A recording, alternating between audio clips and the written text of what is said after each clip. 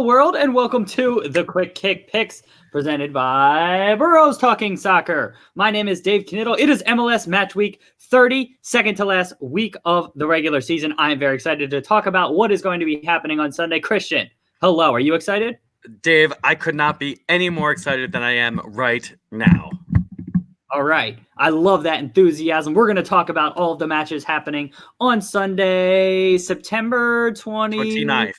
29th. All right, there you go. So before we get into it, a couple quick mentions. So play along with us. Leave your predictions. If you're watching on YouTube, leave a comment below, or preferably tweet at us at BT Soccer Pod and let us know what you think the score is going to be in each match. If you get the home team score correct, that is a point. If you get the away team score correct, that is a point. If you get the result of the match correct, that is a point. Christian, what happens if you get all three of those correct in a single Dave, match? What happens is you get 2 extra bonus points. So 5 points, 60 points up for grabs in this match week.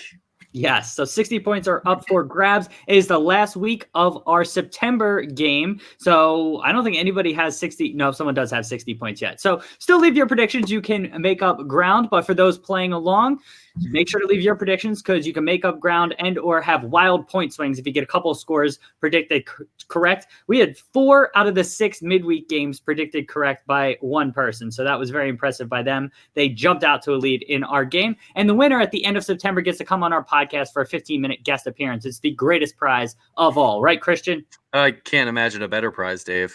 Yeah, exactly. You're a little quiet today, and I'm not sure if it's just me or if it is something else. So listeners, apologies if we have a little bit of sound volume off there. Okay. All right. We got all kinds of stuff happening. That's what happens when I try and do things. Yeah. Now you're even quieter. So I don't know what's going on. Now he's muted. Okay. Okay. He's going to do something with his mic. And while he's doing that, I wanted to let you know that for each game that we are going to talk about, we restrict ourselves to 2 minutes and 20 seconds. The reason being that Twitter restricts us to 2 minutes and 20 seconds when we upload video. So we take this full length video, we cut up each of the games into individual game videos, we upload them to Twitter, and we have a little timer here. It goes off at 2 minutes and 5 seconds. You'll hear a referee whistle, and that's our signal to start wrapping up. So if you are joining us live, know that I can see your comments. Hello, Todd. Thank you for being here. And what was I going to say? I can see your comments, but I'll circle back on them after the games. That's what I'm trying to say here. Christian, hello? Hello. Okay, all right. Your volume is still what it is, so we're just going to have to roll with it. Anything else you would like? It's fine. I can hear you. It's just, I just have a feeling that I am much louder than you are, and you do sound quite loud today, but I don't know. Maybe your volume is down. No, my volume is up, but we're going to roll with it, guys. Okay, all right. On the fly technical issues we are trying to deal with. Kicking things off. You ready to get going, Christian? Yes.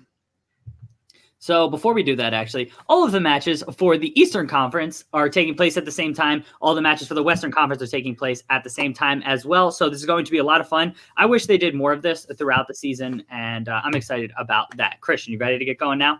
I'm so ready, David.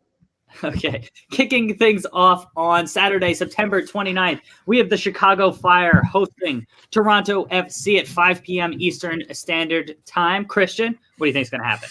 So the Fire still have a shot at making the playoffs at this point, which is absolutely mind-blowing. Specifically with NYC FC going to New England, that is going to be a big implication in whether the Fire make the playoffs. So the Fire come into this game because those games are being played at the same time with hope that they can catch up. Toronto have been in very, very good form to end the season here. They are up to, I think they're still in 4th, or at least they're in that range right there in the They're 6th. Okay, so they're from right 4th to 6th is very, very tight. So anything can happen on a given week. The movement can happen. But Toronto are probably the more talented team if you're looking at a roster. Chicago are playing decently, but they're not really that good. I expect them to come out and get a win here, just because they're fighting for their playoff lives at this point, and Toronto have sealed the playoffs. They just are looking for a home game at this point. I think the Chicago Fire win this game 2-1.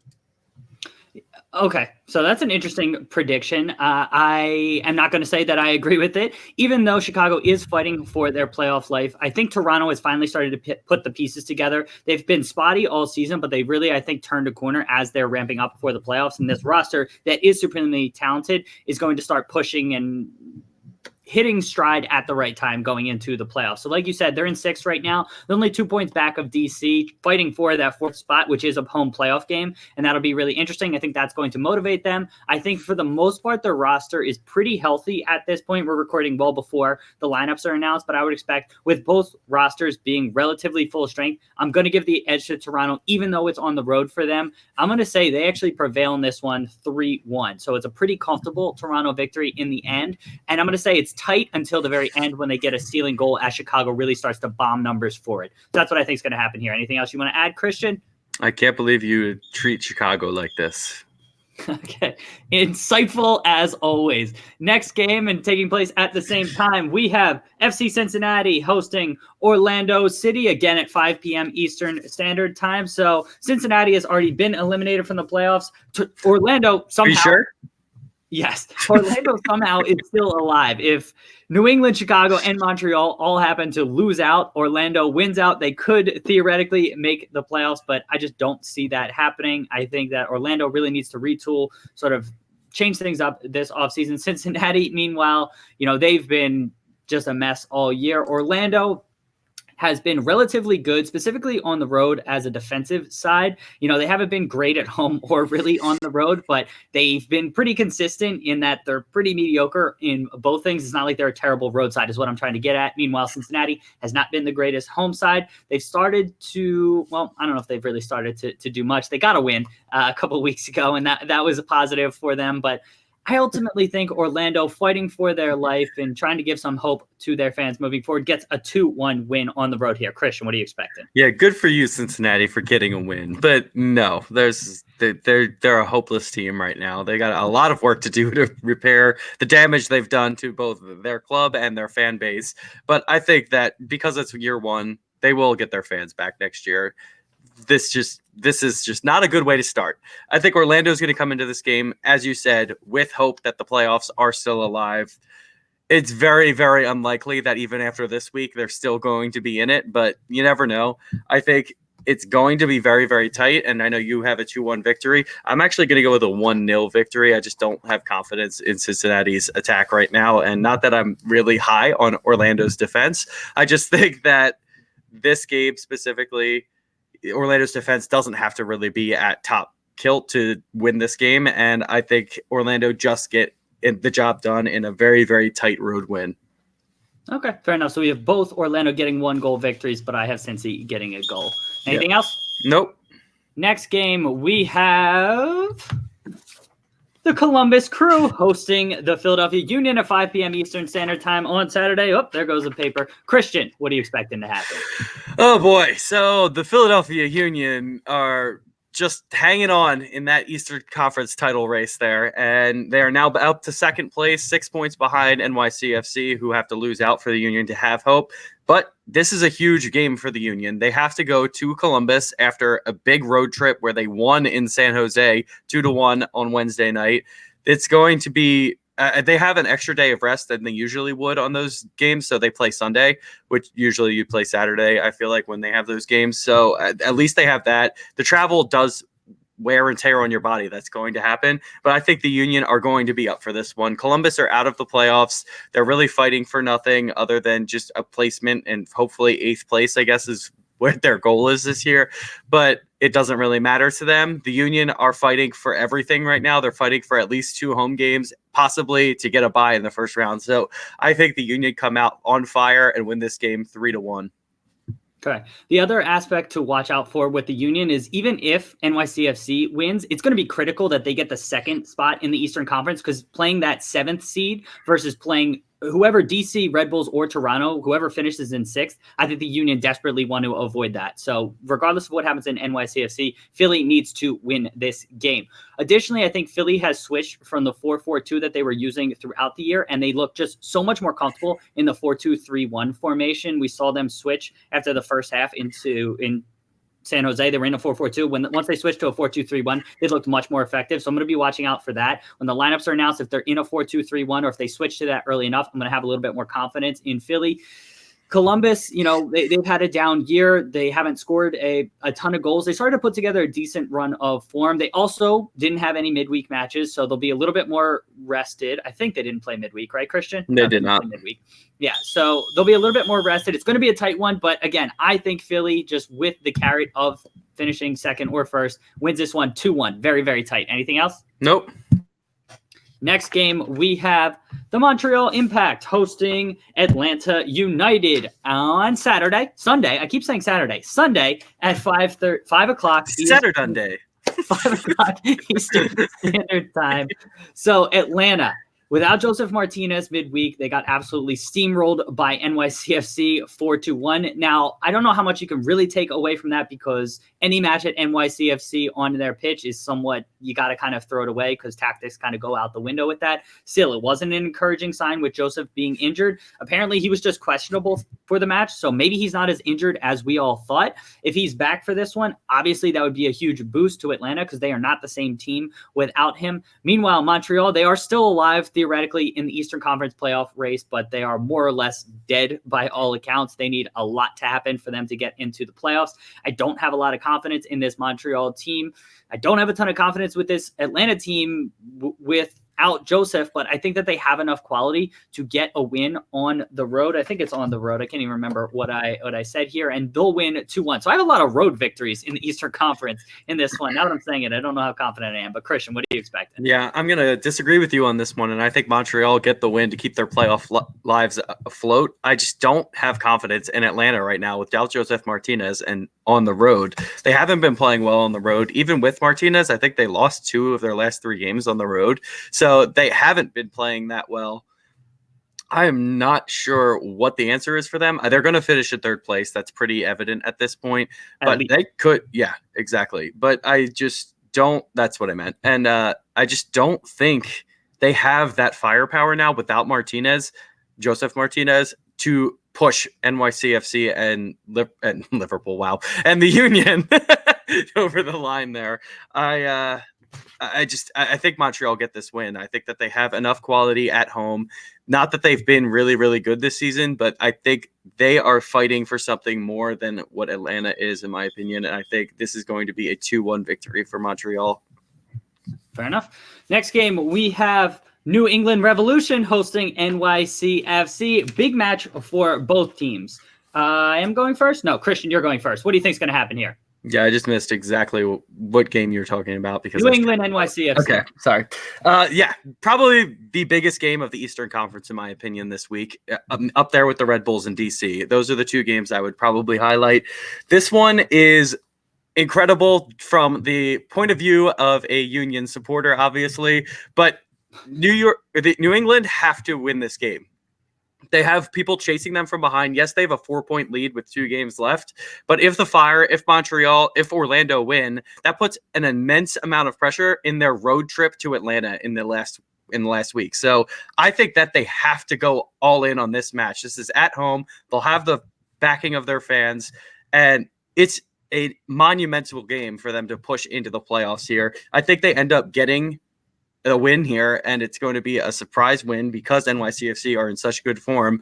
But Bruce Arena knows what it takes to get into the playoffs. He knows that this is the last hurdle, and he will get his team fired and ready for this game. I think this game ends up being a 2-1, 2-1, very, very tight win for New England. Okay, so both these sides played midweek, so there's not going to be an element of fatigue happening here. Now, New England did play cross-country in Portland. They got a fantastic draw coming back, down 2 goals in, the 88th minute. So that was a great performance by them. But I think they only have 1 win in their last 8 or 9 matches. That's not an encouraging sign from their perspective. Meanwhile, NYCFC played at home, so it's just a short trip up to New England, but they're going to be playing on that Gillette Stadium turf. That's not going to be great for NYCFC. NYC. New England, like you said, they're going to be fighting it out. I think that they've shown an ability to grind out results under Bruce Arena. And, they only have that one win, but they don't have a ton of losses since Bruce Arena took over. And I'm going to agree with you. I'm actually going to say they even go one step further and win this one 3-1, similar to the first game I predicted. Tight until late. NYCFC pushing, and New England gets a third goal. Anything else? Nope.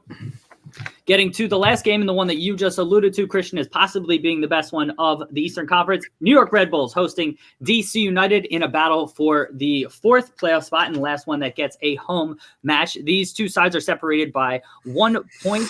Red Bulls holds the tiebreaker in wins, and goal difference is neck and neck too. So this is going to be huge. It's at Red Bull Arena. Neither of these sides played midweek. So again, they're going to be coming in fresh. More or less, they're going to be relatively fully healthy. I know Brian White has been injured for the Red Bulls. I don't know if he's going to be back. We're recording before the lineups have been announced. Well, before the lineups have been announced.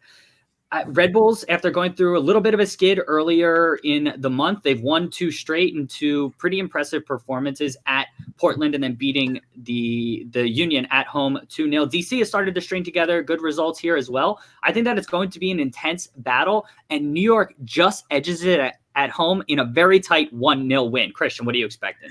Yeah, I think it's going to be extremely, extremely tight, and I think the Red Bulls' recent form is going to get them over the line here. I think DC have played really, really well, specifically on the road. They've gotten some surprise victories in the past few trips that they've had.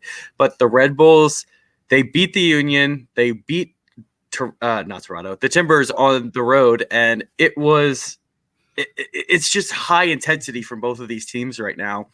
Neither team want to give any ground. I think both teams want to be winning this game because they want that 4th and final home playoff match. And it's really tough to predict what's going to happen here, but that's what our job is, Dave. So we're going to have to do it. And I think that I'm going to go with no winner in this game. I'm going to go with a 1-1 tight game where neither team are going to cede a lot of ground. And I don't expect many shots to be coming in this game just because it's going to be very nervy. Yeah, one other thing that I found interesting in the Red Bulls versus Union is that the Red Bulls were incredibly compact, and it wasn't quite as frenetic as we usually see in Red Bulls games. They really shut that game down and took a lot of the life out of it. So it'd be interesting to see if they try to do something similar here. Anything else? Nope. Switching to the Western Conference and the 7:30 time slots on Sunday, the Colorado Rapids are hosting FC Dallas in the first game that we are talking about. Christian, what do you think is going to happen? I'm not really sure, but I think that Dallas need a win more than Colorado do, obviously. So I think they're going to be more up for the game. Colorado obviously don't want to be losing this match because it's a home game and you never really want to be losing any game. But this is one where FC Dallas are coming into this. They know that they could be the team that drops out of the playoffs at this point. I think it's pretty much between them and the Timbers. I mean, it could be any of them at this point, and maybe San Jose. So this is a high intensity. They're going to have to be up for this game. And I think that they will be. I think it's going to be a very, very small margin, but I'm going to go with them winning this game 2-1 on the road just because I believe in Colorado's ability to score a goal. But Dallas have to win it to get into the playoffs. So I agree. Dallas has to win it. And actually, Colorado has not officially been eliminated. They're hanging on by an absolute strand. So they still have something to play for here.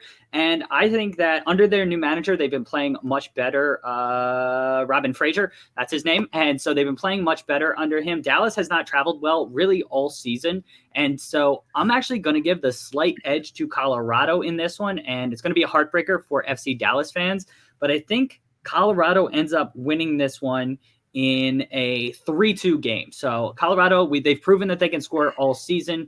Dallas hasn't been the greatest on the road, and so I could see it being 2-2 as well, but I think Colorado just finds a way to get that third goal and just backbreaker from an FC Dallas perspective, and they end up winning this game 3-2. Anything else? I don't think so.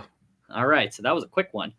Next game we are talking about, we have the LA Galaxy hosting the Vancouver Whitecaps on Sunday, September 29th at 7:30 p.m. Eastern Standard Time. Christian?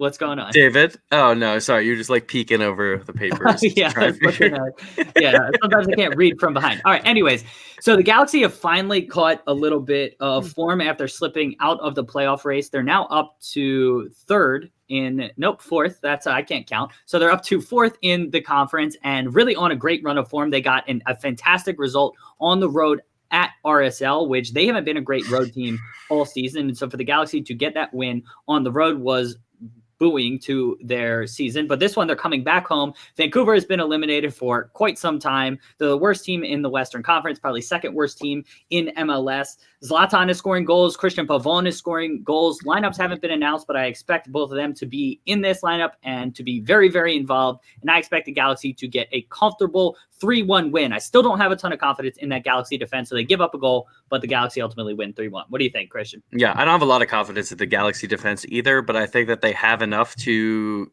keep a clean sheet in this game just because of the opposition that they're going up against. I think at home, they're going to be on fire for this game. They're playing for something. The Whitecaps are not, obviously. And I think with the Galaxy knowing that a second place finish is possible, what? They're in third. I said that they were in fourth. I can't count. I made fun of myself. Yeah, they're in third.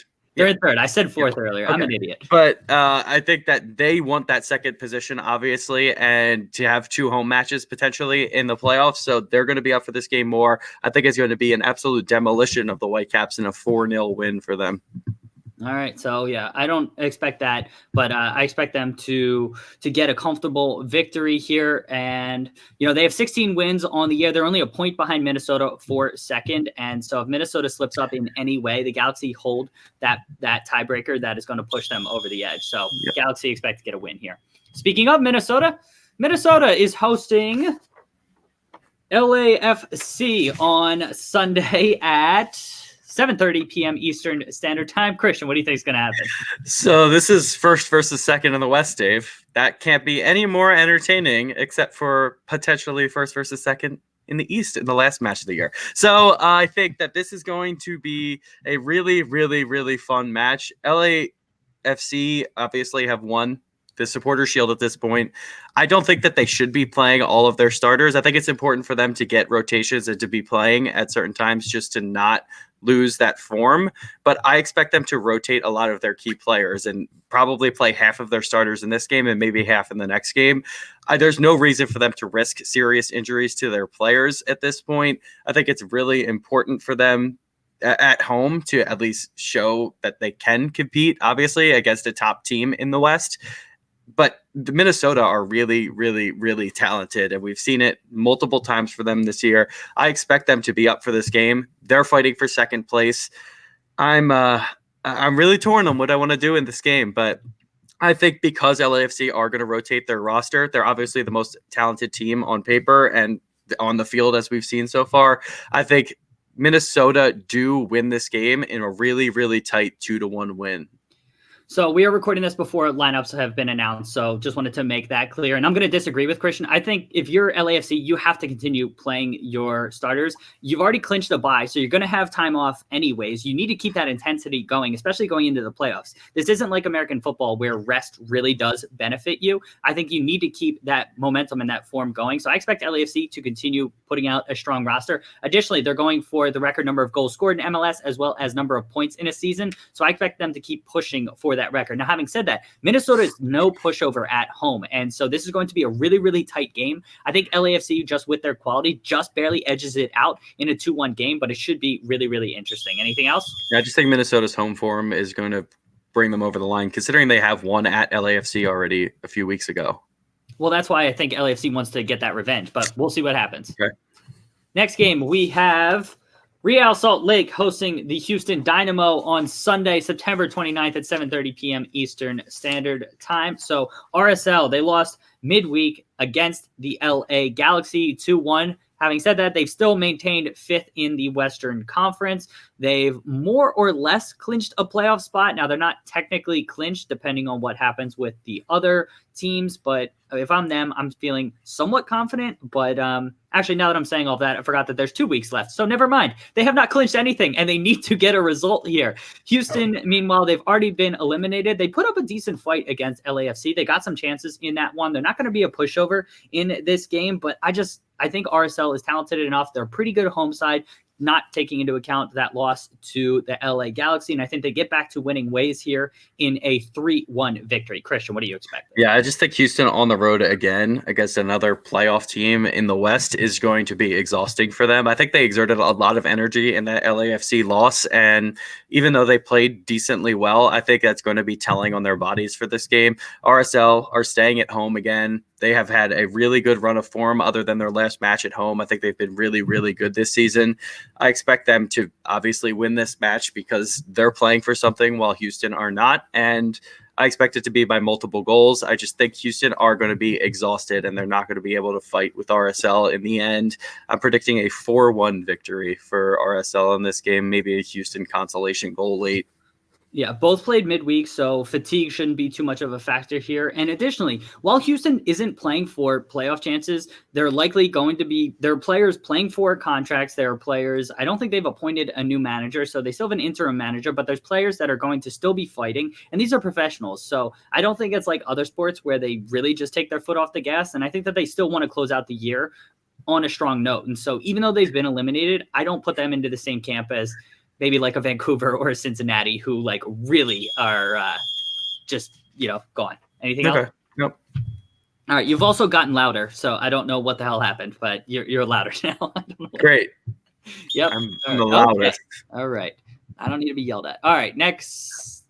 Second to last game here, we have the San Jose Earthquakes hosting the Seattle Sounders in probably the best game of the Western Conference, maybe the best game of the entire weekend. Christian, what do you think is going to happen in this one? Yeah, this is probably the best game of the weekend. I think it's a really, really interesting matchup we're going to see here, and I think San Jose need to show that they can win at home because they lost to the Union in midweek. Yes, they were not fortuitous in some of the decisions that went against them. Yes.